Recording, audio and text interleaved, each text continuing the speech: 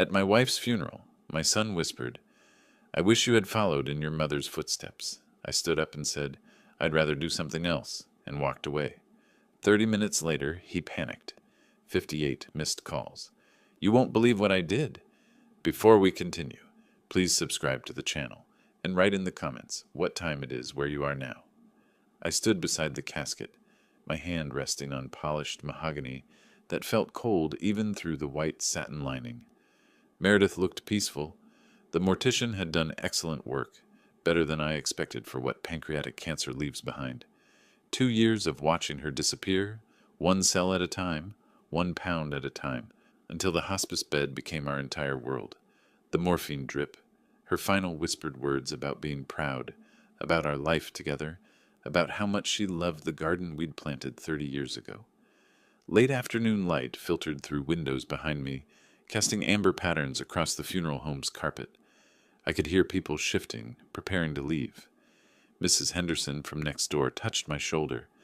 "Meredith fought so hard. 2 years. You never left her side." I nodded because speaking felt impossible. She squeezed my arm and moved toward the exit with the others. The crowd thinned. 20 people became 15, then 10, then just the stragglers who didn't know how to leave gracefully. "We should head to the house," someone said behind me. My house. The wake. I'd forgotten about that part. The drive passed in fragments. Trees, traffic lights, my hands on the steering wheel. Then I was standing in my own living room, surrounded by voices that seemed to come from underwater. People held paper plates with sandwich triangles and pasta salad. They spoke in those hushed tones reserved for the newly bereaved, voices full of careful sympathy. Amos stood in the corner near the bookshelf, Celeste beside him. They weren't talking to anyone else. Amos checked his watch, a Rolex I'd given him for his 30th birthday. Celeste scrolled through her phone, her thumb moving in quick flicks. She laughed suddenly, then caught herself, glancing around to see if anyone noticed. "Can we leave soon?" Her voice carried farther than she intended. "This is depressing. We're supposed to meet the Johnsons at 7. Amos shushed her, but not with any real conviction, just an automatic gesture. He checked his watch again. I moved through the rooms like a ghost in my own home, accepted condolences, nodded at stories about Meredith's kindness. Someone mentioned her volunteer work at the library. Another person recalled how she'd organized the neighborhood garden club. These strangers knew my wife better than my own son did. The crowd dwindled. 6 people. 4. 2. Then just family. I stood near the fireplace, staring at embers I didn't remember lighting. The mantelpiece held framed photographs. Our wedding day, Amos as a boy, vacations we'd taken when the world still made sense. Footsteps approached. Amos. He positioned himself between me and the door, blocking my view of the hallway. "Dad, we need to talk about the will." His voice carried no uncertainty, no grief, no acknowledgement that we'd just buried his mother. "Everything's still set up the way it was, right? You didn't change anything?" I turned slowly, looked at his face. Really looked. When had he become this stranger? This man who wore expensive cologne and impatience like matching accessories? "What did you just say?" The question came out quietly. "Dangerous." He shifted his weight, irritation flickering across his features. "Oh, come on. Don't play confused." He glanced at Celeste, who'd moved closer, forming a united front. "We've been patient. Living here, helping out, helping out." I repeated the words like I was testing them for meaning. "Yeah, helping. But let's be realistic." Amos crossed his arms. "Better if you'd followed Mom's path, old man. At least then we could finally live normally. We've been waiting long enough." Silence filled the room like water rising. I felt it in my chest, in my throat, behind my eyes. Not tears. Something colder, clearer. Celeste's phone buzzed. She looked at the screen. I stepped forward. My hand had been gripping the mantelpiece. I hadn't noticed until I released it, until feeling returned to my fingers. I straightened my suit jacket, looked directly into Amos's eyes, held his gaze for 1 second. 2, 3, 4, 5. "I'll do something else instead." I walked past him, past Celeste, past the photographs on the wall that showed a family that had never actually existed, just a pleasant fiction I'd maintained through years of willful blindness, through the front door, down the driveway. My Mercedes sat where I'd parked it that morning, a lifetime ago. The engine started smoothly. German engineering. Reliable even when everything else crumbled. I backed out, shifted into drive, and headed toward the main road. The house disappeared in my rearview mirror. My phone buzzed in the center console. I picked it up at the first red light, held the power button until the screen went dark, and dropped it back into place. The Gulf Coast Highway stretched ahead, empty and dark, except for my headlights, cutting through the gathering dusk. I drove without destination, without thought, just following the white lines and the steady rhythm of the road beneath my tires. I drove for 2 hours, not thinking, just following the coastal highway until exhaustion forced me to stop. The Gulf Breeze Motor Lodge appeared like a mirage, neon sign flickering pink and blue against the darkness. Half the letters burned out, so it read, Gulbri Mo, or Low J. Nearly empty parking lot, single-story building that had probably looked modern in 1997. The clerk barely glanced up when I walked in. Young kid, maybe 20, absorbed in his phone. How many nights? Just one. I need somewhere quiet to think. He slid a registration card across the counter. I paid cash. He handed me a physical key attached to a green plastic diamond with 12 printed in white. Room 12. End of the row, farthest from the road. The room smelled like industrial cleaner and old carpet. Single bed with a thin floral bedspread. Desk with a lamp and notepad bearing the motel's logo. Bathroom barely visible through a partially open door.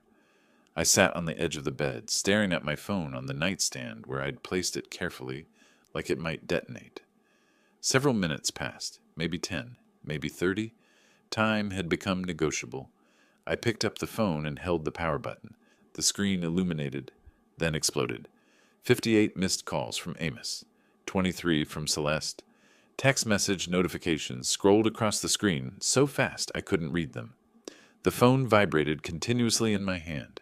A desperate electronic heartbeat. I opened the messages. Started from the beginning. 6:47 p.m. Amos, Dad, where are you? This isn't funny.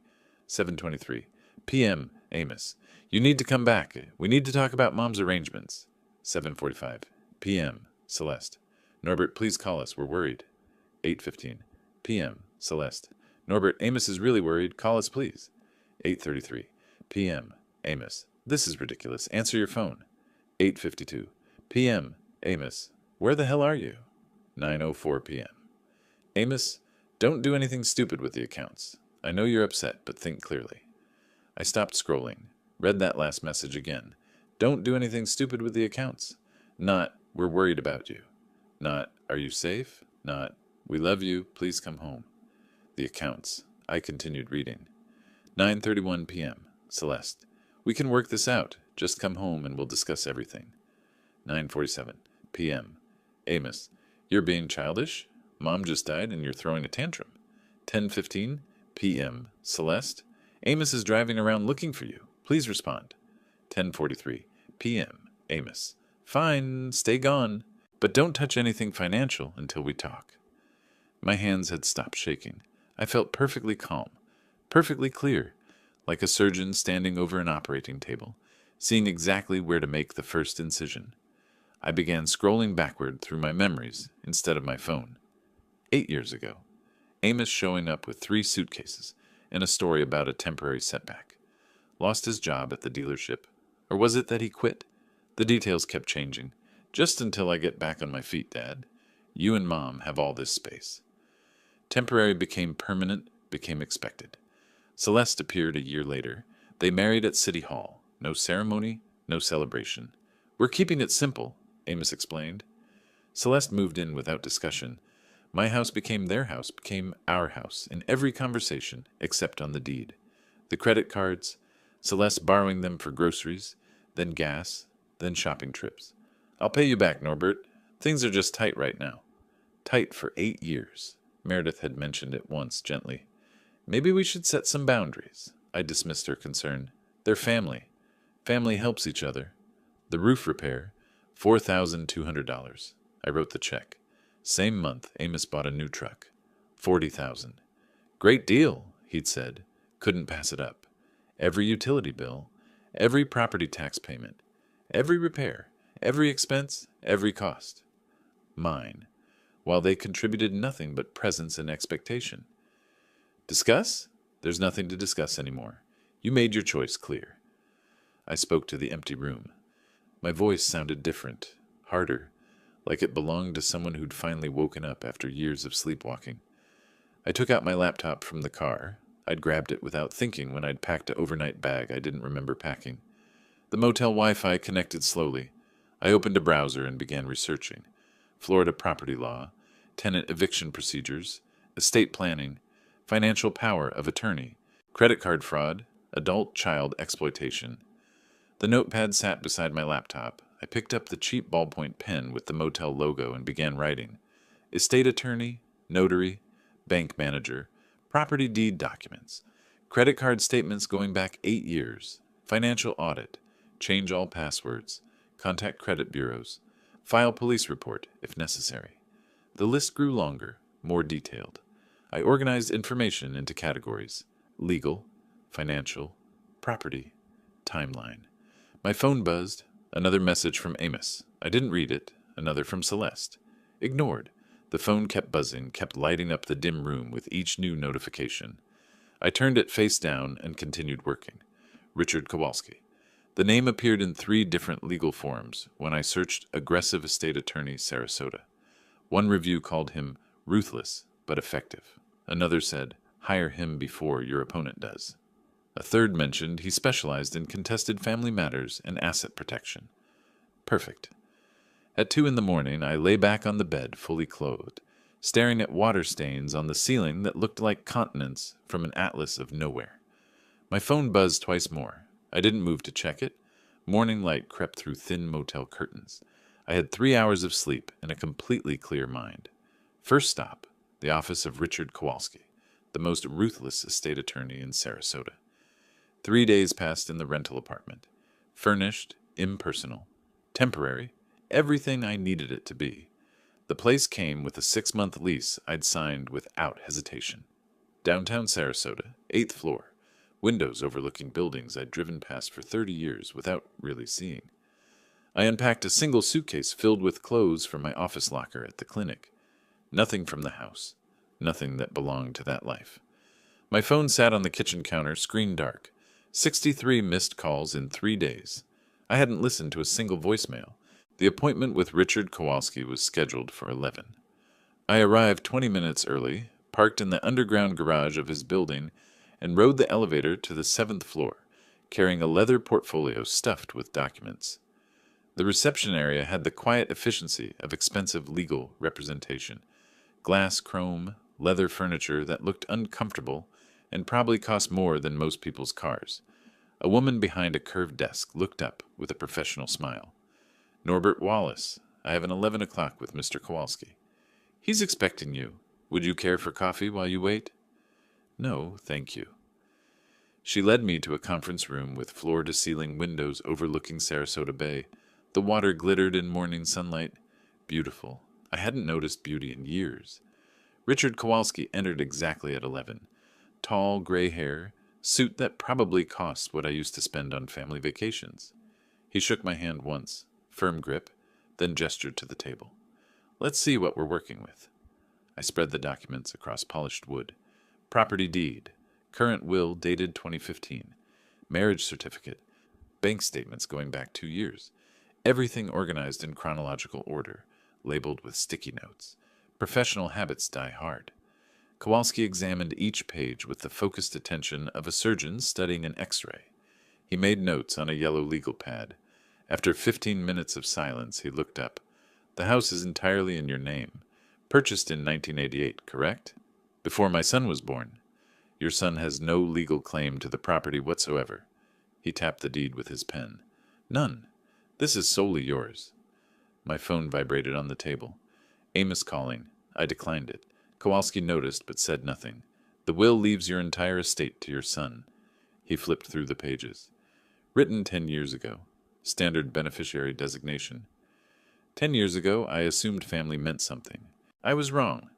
The words came out flat. Factual. How quickly can we change it? New will can be drafted within days. Executed within a week. Kowalski leaned back in his chair, studying me with the detached interest of someone who'd seen every variation of family dysfunction. More important question, do you want to revoke their residence? I want them out, legally, permanently. What's the process? Florida law requires 30-day written notice for residents without a lease agreement. After that period, if they refuse to leave, we file for formal eviction through the court system. It's clean, it's legal, it's final. He pulled a blank form from his briefcase. I can prepare the notice today. My phone vibrated again, this time a text message. I glanced at the screen, then read it aloud. You can't just throw us out. This is our home, too. Interesting word choice. Our home, not your home. Kowalski extended his hand. May I? I passed him the phone. He scrolled through several messages, his expression unchanging. Keep all of these. Don't delete anything. This harassment strengthens our position if this proceeds to court. He handed the phone back. Is there anything else you want to address? I need financial forensics. I pulled out the bank statements, pointed to highlighted sections I'd marked the previous night. I believe they've been accessing my accounts without proper authorization, taking more than what I consciously gave them. Kowalski took the statements, scanned the figures, nodded slowly. I recommend Susan Berg, forensic accountant, exceptionally thorough. He wrote a name and number on his notepad, tore off the sheet, and slid it across the table. She'll find every dollar they've stolen. And it is theft, Mr. Wallace, regardless of family relationship. For the next hour, we discussed specifics, eviction timeline, will revision requirements, documentation needed for financial investigation. Kowalski explained everything in precise legal terminology. No sympathy, no judgment, just clean presentation of facts and options. I signed paperwork authorizing him to act as my attorney of record, to request complete bank records, to begin drafting a new will that would leave my estate to a combination of medical charities and the public library where Meredith had volunteered. One more thing. Kowalski stood, gathering his documents into a folder. You'll receive pushback, threats, emotional manipulation, possibly public confrontation. Don't respond. Don't engage. Every communication goes through me now. Understood? Understood. We shook hands at the door. I left with a folder of preliminary documents, a scheduled follow-up in 1 week, and Susan Berg's contact information burning a hole in my jacket pocket. The elevator descended slowly. I pulled out my phone, found Berg's number, and called before the doors opened to the parking garage. She answered on the second ring. Professional. Efficient. We scheduled a meeting for 2 days later. Kowalski's words echoed in my head as I drove back to the apartment. It's clean. It's legal. It's final. That was all I needed. Susan Berg's office occupied a small suite in a professional building near the hospital. Wall of filing cabinets, dual monitors showing cascading spreadsheets, certificates framed on walls proving credentials I'd already verified online. She was 45, sharp-eyed, wearing reading glasses on a chain around her neck. I'd brought 3 years of statements, bank accounts, credit cards, tax returns, everything I'd retrieved from my home office safe during a carefully timed visit. When Amos and Celeste were out, I'd watched the house from down the street until I saw them leave, then let myself in, grabbed what I needed, and left within 10 minutes. Berg spread the documents across her desk like a dealer arranging cards. Give me a minute. I sat in silence while she worked. Her fingers moved across keyboards, pulling up additional records from bank websites, where I'd provided access credentials. She made notes on a yellow pad, highlighted certain lines, cross-referenced dates. The clock on her wall ticked through 20 minutes before she spoke. This supplementary card you authorized in 2020? She turned one monitor so I could see the screen. It's been used exclusively at luxury retailers. Total, across 3 years, $47,000. The number felt both shocking and inevitable. I authorized it for groceries and household emergencies. Show me one grocery store charge. Berg scrolled through pages of transactions. There aren't any. It's all personal luxury items. She read from the screen. Designer boutique, $3,200. Jewelry store, $8,500. Day spa package, $1,400. High-end cosmetics, $900. Her voice remained neutral, clinical. Every single charge is luxury goods or services. No groceries, no household supplies, No emergencies. Celeste. The name tasted bitter. The card is in your name with her as authorized user. Legally, you're responsible for every dollar. Berg flipped to another spreadsheet. But this is more brazen. She highlighted a column of transfers. Each one showed money moving from our joint checking account, the one I'd set up years ago for household expenses, into an account with only Amos's name. The notes beside each transfer read like variations on a theme. Temporary loan, will repay. Short-term assistance, emergency funds, paying back next month. Your son has withdrawn $83,000 over 3 years, each one marked as a temporary loan. Berg looked at me over her reading glasses. Not one repayment, not a single dollar returned. The numbers swam in front of my eyes. 47,000, 83,000, 130,000 total. Gone, stolen, while I paid for everything else, mortgage, utilities, property taxes, insurance, repairs, while Meredith was dying and I was too exhausted to notice my accounts draining away. I want documentation for civil court. Every transaction, every unauthorized use, every fraudulent transfer. My voice came out steady despite the rage building behind my ribs. And I want every card canceled today. Remove his access to all accounts effective immediately. Berg nodded, already typing. This is textbook financial exploitation. You have grounds for full recovery, plus interest and legal fees. She printed page after page of highlighted transactions. I'll notify the banks this afternoon. All cards will be canceled by end of business. Account access revoked. I'll prepare a complete forensic report for your attorney within 48 hours. I photographed key pages with my phone. Documentation, evidence, proof that family was just another word for theft when you weren't paying attention. One more thing, Berg said as I gathered the papers. Change all your passwords, email, bank accounts, credit cards, everything. Use complex combinations they couldn't guess. Enable two-factor authentication on every account.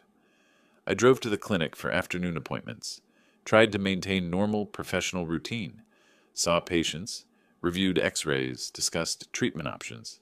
Routine. Normal. Except nothing felt normal anymore. At 4:30, between patients, the waiting room erupted. I heard shouting first, then my receptionist's voice, strained and apologetic. Then Amos burst through the door to my examination area, face red, pointing his finger like a weapon. Dad, what the hell did you do? My card was declined. You blocked the accounts. I stood there in my white coat, stethoscope still around my neck from the previous patient. Through the open door, I could see the waiting room, 6 patients watching, expressions ranging from shock to embarrassment. You need to leave. This is a medical facility. You're throwing your own family on the street. His voice climbed higher, louder. What kind of father does that? After everything we've done for you. I picked up the phone on my desk, pressed the button for security, kept my voice calm, professional. I need someone to escort an individual from the building. He's disturbing patients. You can't do this. Amos moved closer, jabbing his finger toward my chest. You think you can just cut us off? Throw us out like garbage? We're family.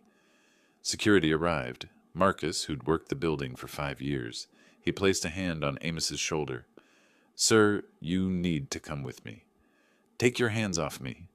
But Marcus was bigger, trained, and utterly calm. He guided Amos toward the door with professional efficiency. Amos shouted over his shoulder as he was escorted out. This isn't over. You'll regret this. Silence filled the examination area after the door closed. I could hear my own breathing, measured and controlled. Through the window to the waiting room, I saw patients shifting uncomfortably, avoiding eye contact with each other. I walked out to the reception desk. 6 faces looked up at me. I apologize for that disruption. It won't happen again. I turned to my receptionist. Who's next? An elderly woman stood slowly, using her cane for balance. As she walked past the reception desk, she stopped, looked directly at me with sharp eyes that had probably seen everything life had to offer. That was your son? She shook her head slowly. Speaking to you that way? After a funeral? She didn't wait for an answer, just continued into the examination room, leaving her words hanging in the air like an indictment. I treated the rest of my patients without further incident. Professional, focused, but my mind kept returning to the numbers. $130,000. 3 years, while Meredith was dying. That night, I drafted the eviction notice with Kowalski over the phone. 30 days. The law was clear, and so was I. The envelope sat on my kitchen counter in the rental apartment, addressed to my own house, 1247 Osprey Lane, the place where I'd raised a son who became a stranger. In the morning, I would deliver it personally. Morning light filtered through blinds I still wasn't used to. The rental apartment felt temporary even after a week. Furniture that belonged to no one. Walls painted neutral beige. Appliances that worked without character. The manila envelope sat on the kitchen counter where I'd left it the night before. 30-day eviction notice, prepared by Kowalski, reviewed by me, ready for delivery. I dressed in a dark suit, poured coffee I didn't finish, reviewed the documents one final time. Though I'd memorized every word, the drive to Kowalski's office took 12 minutes. I parked in the same underground garage, rode the same elevator, entered the same conference room. 3 folders waited on the table. 3 simultaneous strikes, Kowalski said without preamble. He opened each folder as he spoke. New will, eviction notice, civil suit for financial recovery. By week's end, they'll understand you're not negotiating. The new will was 32 pages. I read every paragraph. Everything to the Meredith Wallace Medical Foundation, a charitable organization Kowalski had helped establish specifically for this purpose. The foundation would provide orthopedic care for underprivileged children, free surgeries, free follow-up care, free physical therapy, everything Meredith would have wanted, everything that mattered, nothing to Amos. 2 witnesses waited in the reception area, paralegals from Kowalski's firm. They entered, watched me sign, added their signatures below mine. The whole process took 4 minutes. 4 minutes to erase a son from inheritance. 4 minutes to choose charity over blood. The foundation will help children who actually need it, I said, handing the pen back to Kowalski. That's the legacy Meredith would want. He filed the document in his safe. Permanent. Irreversible without my explicit instruction. The eviction notice next. Do you want a process server to deliver it, or I'll do it myself? Kowalski studied me for a moment, and then nodded. Understood. I drove to the house for the first time since the funeral. Osprey Lane looked exactly the same. Oak trees lining the street, neighbors' yards well maintained, my own house standing solid at the end of the cul-de-sac. I'd bought this place in 1988, 37 years ago, before Amos was born, before I understood that family could become strangers under the same roof. Amos's truck sat in the driveway, new, expensive, purchased with money he'd stolen from my account while calling it a loan. I parked on the street, walked up the driveway carrying the manila envelope, my own front door, my own doorbell. I rang it like a visitor to my own life. Amos answered after 15 seconds. He wore athletic shorts and a t-shirt, barefoot, coffee mug in hand. His expression shifted from annoyance to confusion when he saw me. "Dad, what are you—" I handed him the envelope. Didn't speak, just extended it across the threshold of my own house. He set down his coffee mug on the entry table, opened the envelope, pulled out the document, read the first lines. His face transformed, confusion melting into comprehension, then hardening into fury. "What is this? Eviction? You can't be serious. You have 30 days. The law is clear." I turned and walked back toward my car. Professional. Controlled. Surgical precision applied to family dissolution. "I'll fight this." His voice followed me down the driveway. "You can't just throw us out. This is our home." I got in my car, started the engine, drove away while he stood in the doorway of my house, still holding the paper that legally removed him from it. 4 days later, Amos hired Gregory Mills, a bargain attorney whose office occupied a strip mall between a nail salon and a tax preparation service. Mills filed a motion claiming verbal promise of inheritance and parental obligation to adult children. The preliminary hearing occurred on Tuesday morning, Sarasota County Courthouse, 3rd floor, Judge Patricia Hendricks presiding. I sat beside Kowalski at the plaintiff's table. Amos sat across the aisle with Mills, who shuffled papers with the nervous energy of someone who knew his arguments were worthless, but needed to justify his retainer fee. Mills stood when called. "Your Honor, my client was verbally promised this inheritance.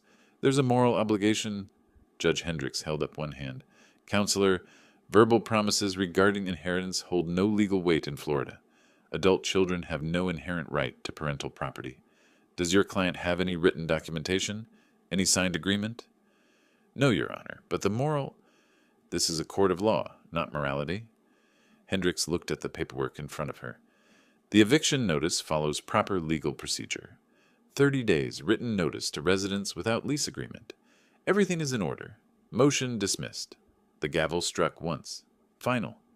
In the courthouse hallway, Kowalski shook my hand. Their attorney just wasted their retainer fee. The eviction proceeds as scheduled. Across the corridor, Amos glared at me. Mills spoke to him in low tones, probably explaining that no further legal options existed. Amos's jaw clenched. His hands formed fists at his sides. But he didn't approach, didn't speak, just stared with the helpless rage of someone watching control slip away completely. That evening, my colleague Dr. Patricia Chen forwarded screenshots from Facebook. Celeste had created posts in a neighborhood group. Norbert Wallace is abandoning his family, throwing us on the street after everything we've done for him, after standing by him through his wife's illness. This is how he repays loyalty. The post included photos from Meredith's funeral, Celeste and Amos standing beside the casket, looking appropriately grief-stricken for the camera. But beneath Celeste's post, the comments told a different story. Margaret Kowalski, neighbor. I've lived next to Norbert for 15 years. He's the kindest man I know. Where were you two when Meredith needed help? Norbert was there 24/7. Dr. James Morrison, colleague. Norbert spent 2 years caring for his wife while maintaining his practice. I never once heard him complain. This post is manipulative and dishonest. Former patient after former patient, colleagues, neighbors, community members, all defending me, all calling out the manipulation. The comments multiplied faster than Celeste could respond to them. Patricia Chen's text message said everything. Don't worry, everyone knows the truth. We've got your back. I texted back, thank you. Truth has a way of surfacing. 23 days remained until eviction. 3 legal strikes executed. Social media manipulation backfired. The law was working exactly as it should. My phone rang 2 weeks into the eviction period. Unfamiliar number. I almost didn't answer, but something made me pick up. Dad. Amos's voice. Different than before. Quieter. Can we talk? Just talk, please. 16 days remained until the sheriff would arrive to enforce the eviction. 16 days until legal became physical. What do you want to discuss? Meet me. Coffee. Anywhere you want. Just give me 30 minutes. I should have said no. Should have ended the call. But curiosity, or maybe some buried instinct about closure, made me agree. Tomorrow, 10 a.m., the Coastal Roast downtown. He arrived 5 minutes early. I watched him through the window before entering. Amos sitting at a small table in the back corner, coffee already purchased, fingers drumming nervously on the tabletop. His clothes looked rumpled, facial hair growing unevenly, the expensive watch missing from his wrist. I entered, ordered black coffee, and sat down across from him without preamble. You wanted to talk. Amos looked at his hands. I know I messed up. I know things got out of control. Out of control, I repeated the phrase flatly. Is that what you call stealing $130,000? He flinched. It wasn't like that. It was just, we were struggling, and you had so much, and I worked for what I had, for 40 years, while you lived rent-free in my house and took whatever you wanted. I can pay some of it back. He looked up, desperation leaking through the attempted humility. Not all of it, but 50,000. I can get 50,000 together if you drop the lawsuit, and we can work out rent payments. Something reasonable. We just need more time. The math was almost insulting. 50,000 on a $130,000 debt, staying in the house with reasonable rent after 8 years of contributing nothing. No. Dad, please. My answer's no. His composure cracked. What are we supposed to do? We can't afford housing in Sarasota. Celeste is threatening to leave me. My boss saw what happened at your clinic. Half the office saw the Facebook posts. I'm barely hanging on to my job. Perhaps you should have considered consequences before stealing from me while your mother was dying. The words landed like physical blows. Amos's face reddened. That's not fair. What's not fair is that Meredith asked about you during her final week. Asked when you were coming to visit. I told her you'd be there soon. You never came. I was working. You were at a dealership holiday party when she died. I called you at 8 p.m. Told you to come immediately. You arrived at 11, 3 hours late to your mother's death. Amos stood abruptly. His chair scraped loudly against the floor. Other patrons glanced over. You're never going to forgive me. Never going to give me another chance. You're correct? He stared at me for 5 long seconds, waiting for me to soften, to relent, to offer something. I stared back and offered nothing. He left, walked out without another word. His coffee cup sat abandoned on the table, still half full. I finished mine slowly, left a tip for the server, drove back to the apartment feeling nothing but cold satisfaction that I'd held firm. 3 days later, Celeste tried a different approach.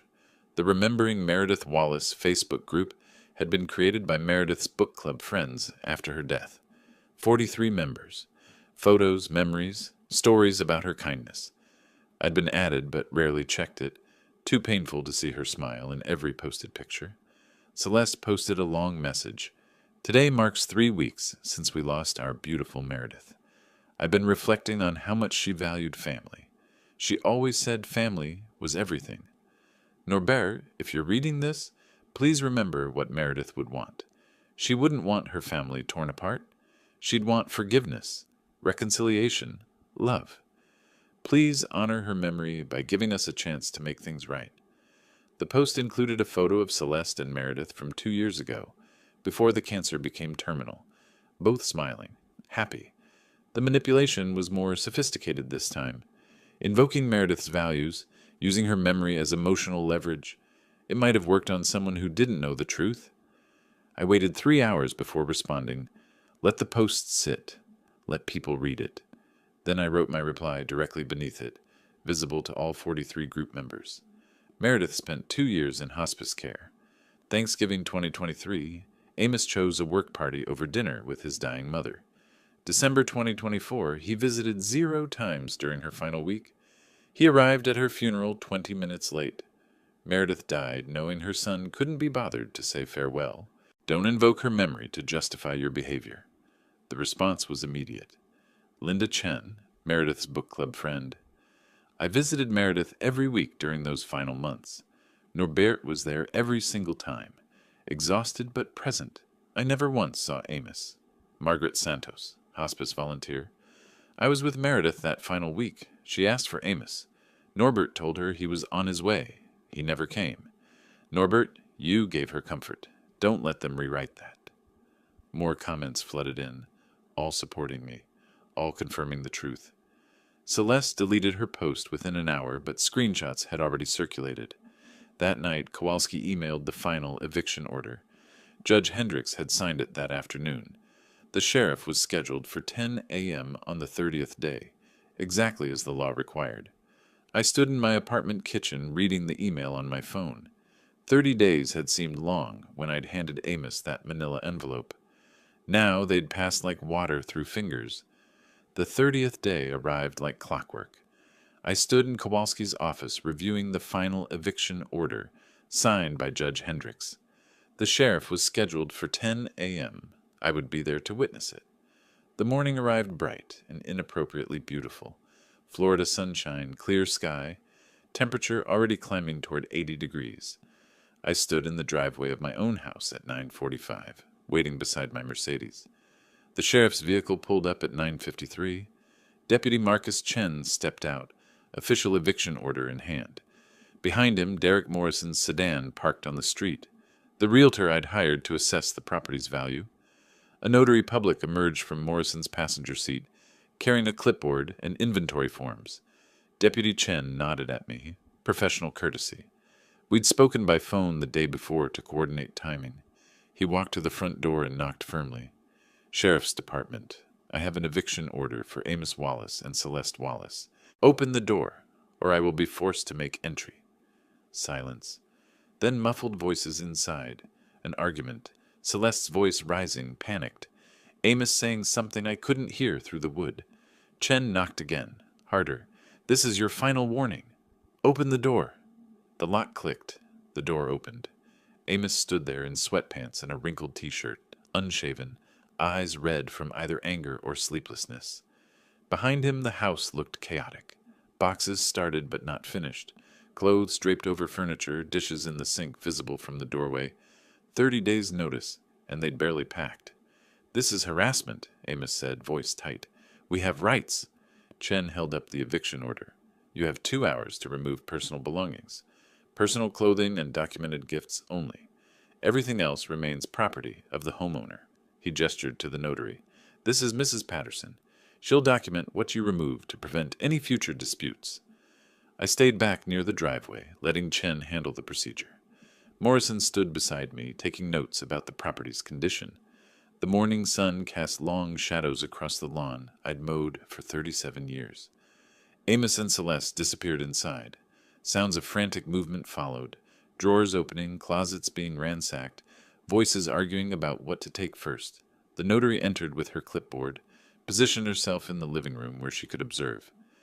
15 minutes later, Celeste emerged carrying the Chinese vase from the living room, blue and white porcelain, hand-painted, worth more than most people's monthly rent. "This was a gift," her voice trembled. "Meredith gave this to me before she died." I walked to my car, opened the trunk, and retrieved a folder I'd prepared the night before, organized by room, then by item value. I flipped to the living room section, pulled out a receipt, and walked back to where Celeste stood, frozen in the doorway. "I bought that vase in 2015 from Chen's Antiques." I showed her the receipt, then showed it to the notary. $2,800. My credit card. My property. Celeste's face crumpled. She set the vase down roughly on the entry table. I winced, hoping it didn't crack, and went back inside. The pattern repeated. Jewelry armoire from the bedroom.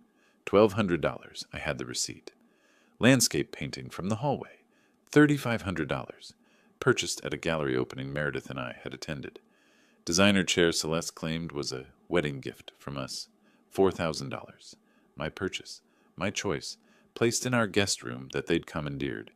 Each time, I produced documentation. Each time, Mrs. Patterson marked her clipboard. Denied. Homeowner property.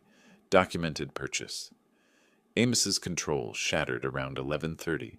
He came charging out of the bedroom, carrying a box of items the notary had already rejected, saw me standing calmly in the hallway, reviewing my receipt folder, and something inside him broke completely.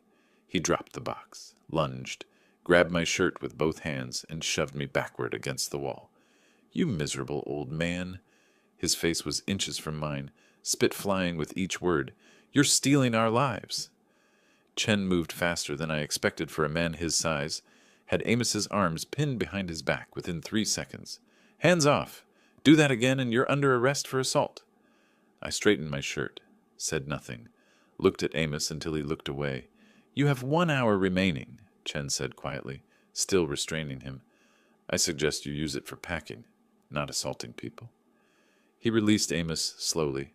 Amos stood there, breathing hard, fists clenched at his sides, but he didn't move toward me again. The last hour passed in tense silence. Celeste crying in the bedroom, Amos throwing clothes into garbage bags with violent, jerky movements, the notary documenting everything with detached professionalism. At 12:15, a rental truck pulled up to the curb. Borrowed from a friend, probably. Too small to be from a commercial company. Amos and Celeste loaded it with pathetically little. Suitcases of clothing, some kitchen items that were genuinely theirs from before they moved in. A lamp, a coffee maker, 8 years of living reduced to what filled half of a 10-foot truck bed. They didn't look at me as they finished loading. Celeste got in the passenger seat, face buried in her hands. Amos stood by the driver's door, staring at the house. Our eyes met across the driveway. "You'll regret this," he said, not shouting anymore, just stating it like fact. "I promise you'll regret this." 2:00, I replied calmly. "That's when the locks change. Don't come back." He got in the truck, started the engine, drove away without looking back. The sound of the engine faded down Osprey Lane until silence returned. I stood on the threshold of my house. My house. The furniture remained, all of it mine, purchased with my money over decades, but the personal presence was gone. Amos's jacket no longer on the coat rack. Celeste's magazines no longer on the coffee table. The air itself felt different, lighter, emptier. I walked through each room methodically. Bedroom where they'd slept in my guest bed. Kitchen where they'd eaten food I'd paid for.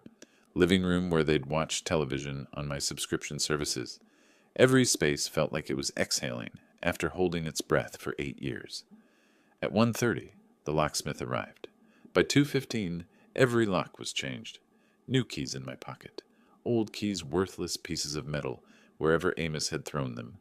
I stood in the doorway one more time as the locksmith drove away, looked out at the empty driveway, the quiet street, the ordinary afternoon continuing around me. Then I turned back into the house and closed the door firmly. The sound of that lock clicking into place felt like the final word in a very long argument.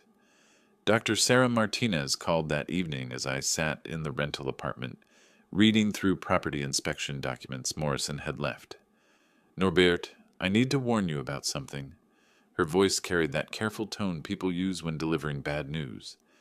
"Amos gave an interview to the Coastal Observer. David Preston's writing the article. It's going to be unflattering." The Coastal Observer was Sarasota's weekly newspaper. David Preston specialized in human interest pieces that leaned heavily on emotional manipulation. I'd seen his work, sensational headlines, selective fact presentation, quotes taken out of context to create maximum drama. "When does it publish?" "Tomorrow morning. I wanted you to know before you saw it." I thanked her and ended the call. Spent the rest of the evening finishing Morrison's paperwork. Whatever Amos had told Preston, whatever narrative he'd constructed, wouldn't change the legal reality. The eviction was final. The house was mine. Facts didn't care about newspaper articles. The article appeared in Thursday's edition. A colleague left a copy in my office mailbox with a sticky note. "Don't let this get to you." The headline read, "Local man forced from family home. Claims father's calculated cruelty." Preston had written exactly what I'd expected. Amos painted as the devoted son, caring for his aging father after the mother's tragic death, forced onto the street with nowhere to go. The father portrayed as cold, vindictive, motivated by unspecified grudges. Celeste quoted extensively about abandonment and betrayal. No mention of the 8 years of financial exploitation. No mention of the documented theft. No mention of the court ruling that found zero legal merit in Amos's claims. Selective truth presented as complete story. It was masterful manipulation. By noon, my phone started ringing. Colleagues checking on me. Patients leaving voicemails. The medical community had seen the article, and they were not impressed. Dr. James Morrison sent me a letter he'd submitted to the Observer.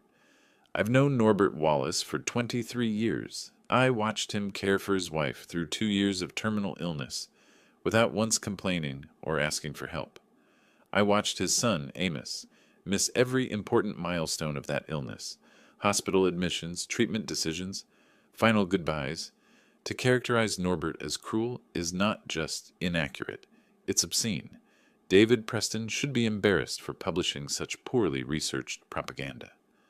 More letters flooded the newspaper.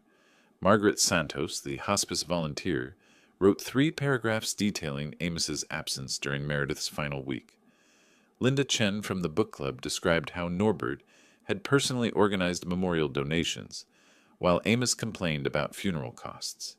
Former patients submitted testimonials, pro bono surgeries for uninsured children, payment plans that amounted to forgiveness, Christmas gifts for families struggling with medical bills. The Observer's online comments section exploded. Every supportive comment about Amos was buried under 50, defending me. People I didn't even know wrote detailed rebuttals, citing court records, eviction laws, adult children's lack of inheritance rights. Patricia Chen, my colleague who'd forwarded the initial Facebook screenshots, sent me another message. "The Medical Society is drafting a formal statement. 37 physicians signed it. Preston's editor called personally to apologize." I didn't respond to any of it, didn't write letters, didn't post comments, didn't defend myself publicly. The truth was doing that work without my participation. 3 days after the article, Sarah Martinez called again. "Amos was fired. The dealership let him go this morning." I sat in silence for a moment, absorbing that information. Why? Multiple reasons, apparently. The clinic scene had already put him on thin ice. Then the article came out, and customers started calling, asking why they employed someone described so negatively in the community. When the counter-narrative exploded, all the letters, the testimonials, management decided he was too much of a liability. And Celeste? Word is she's leaving him, moved in with a friend, filed for separation. I thanked Sarah and hung up.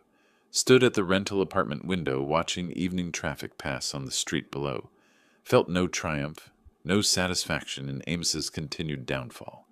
Just a weary kind of validation that consequences were playing out logically. The article had been Amos's last strategy. Public shaming, emotional manipulation, community pressure on me to relent. It had backfired so completely that it accelerated his own destruction. Sometimes justice doesn't need your help. Sometimes it just needs you to step back and let truth work.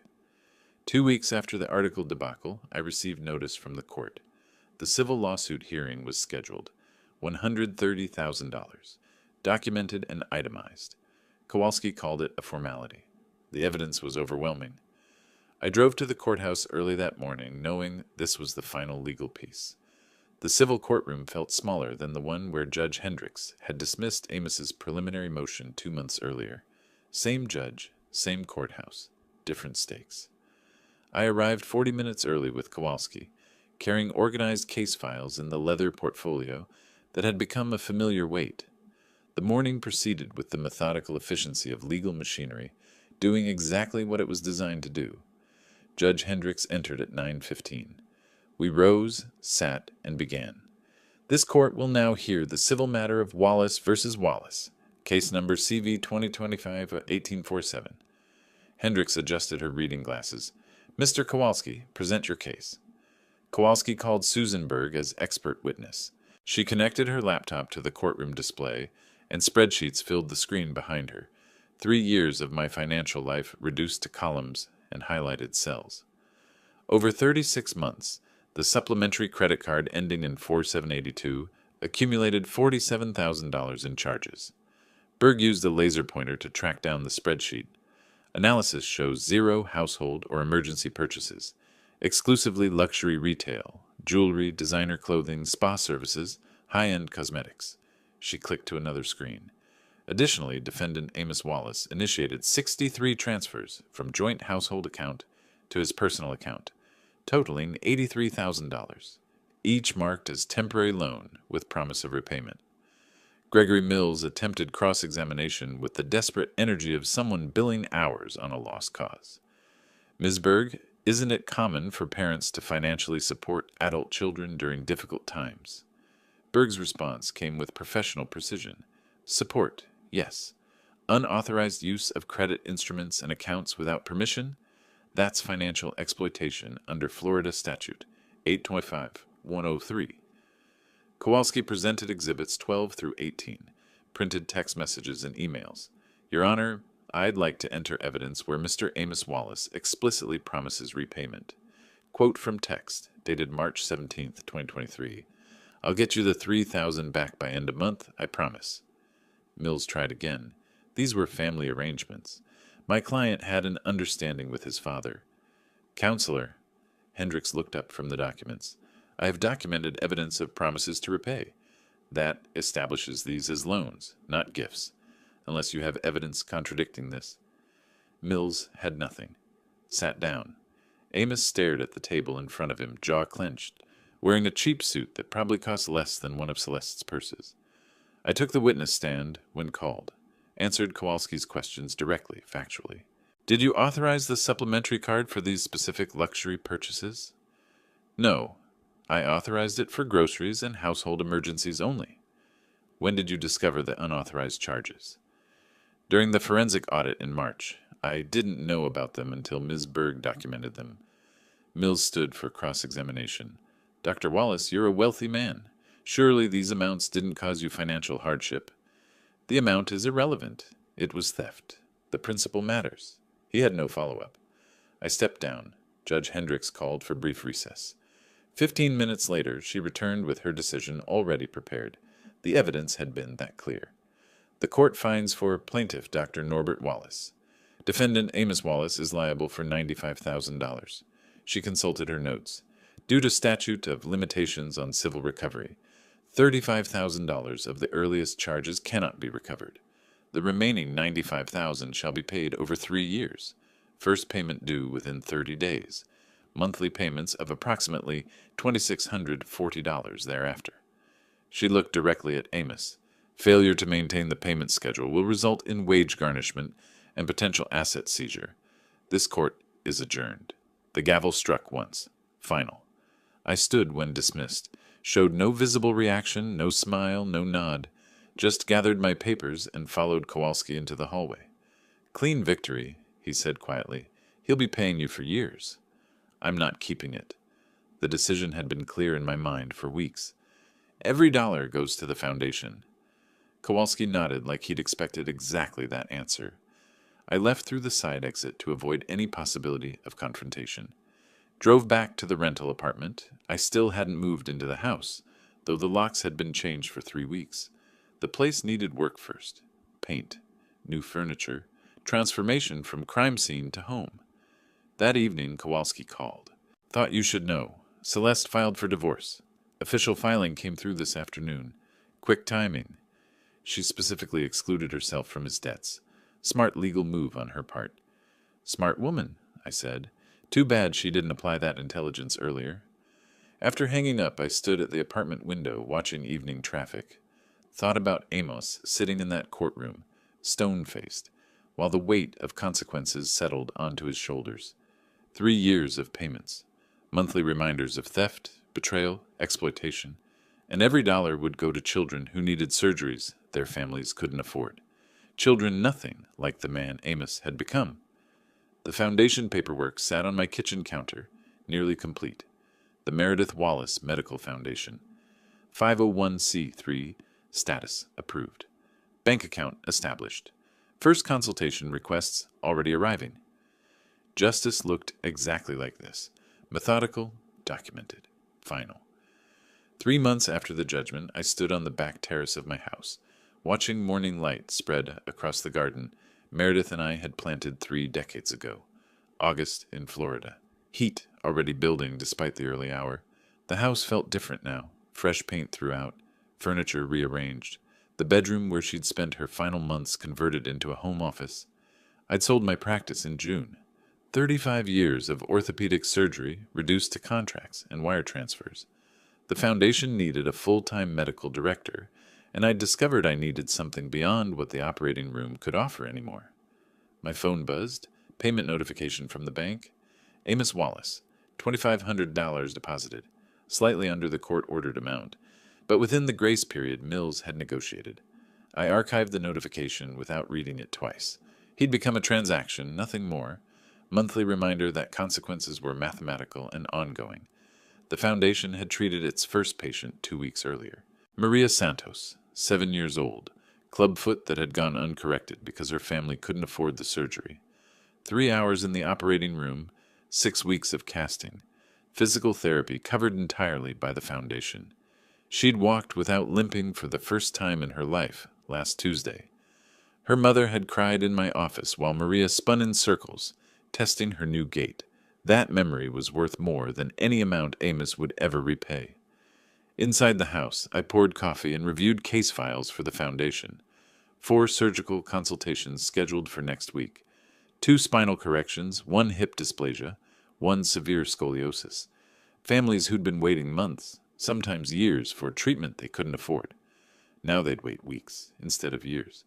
The foundation had funding for 12 surgeries this year, mostly from the sale of my practice, supplemented by donations from colleagues who'd rallied during the newspaper debacle. The hospice room where Meredith had died was gone. In its place, a bright office with large windows overlooking the garden. Desk, filing cabinets, medical references. Her photograph sat on one corner, both of us at our wedding, young and unaware of how complicated family could become. I looked at it sometimes but didn't linger. She'd be proud of the foundation. That was enough. My phone rang. Patricia Chen, my colleague and sailing instructor. Still up for this afternoon? Wind's supposed to be perfect. Absolutely. I'd taken up sailing in July, something Meredith and I had talked about doing but never found time for. Now I had nothing but time. Time to learn new skills, time to help patients through the foundation, time to rebuild life into something that felt like mine again. The house was quiet. My house. No one here but me and the memories I chose to keep. I'd offered Amos no forgiveness, no reconciliation, no second chances. The law had done its work. Justice had been served. That chapter was closed, and I'd moved on to writing new ones. Around noon, the foundation administrator called with an update. Another family had applied for assistance. 9-year-old boy with congenital leg deformity, multiple surgeries needed. I scheduled the consultation for Thursday. This was what revenge looked like when you let it transform into something useful. Not cruelty, not ongoing bitterness, just systematic removal of exploitation and redirection of resources toward people who deserve them. I locked the house at 2:30 and drove to the marina. The sailboat Patricia had convinced me to lease waited at dock 12. Small enough for one person to handle, large enough to feel the genuine challenge of wind and water. We'd sail south along the coast, practice tacking, maybe anchor near the Keys if conditions allowed. Before leaving, I glanced once more at Meredith's photo on the office desk through the window, smiled briefly, then turned toward the car, the foundation, the sailing, the quiet house that felt like home again, new patients who needed help, new skills to learn, new chapters opening faster than I could write them. Amos was somewhere in the city, working whatever job he'd found after losing the dealership position, making monthly payments that would stretch for 3 years. I hoped he'd learned something, suspected he hadn't. Either way, it no longer mattered. The marina waited. The afternoon stretched ahead. The wind was supposed to be perfect. I drove south with the windows down, radio playing, something I didn't recognize but enjoyed anyway. Forward motion. That's all life really required. Forward motion and purpose. I had both. If you liked this story, please like this video, subscribe to the channel, and share your impressions of this story in the comments. To listen to the next story, click on the box on the left. Thank you for watching.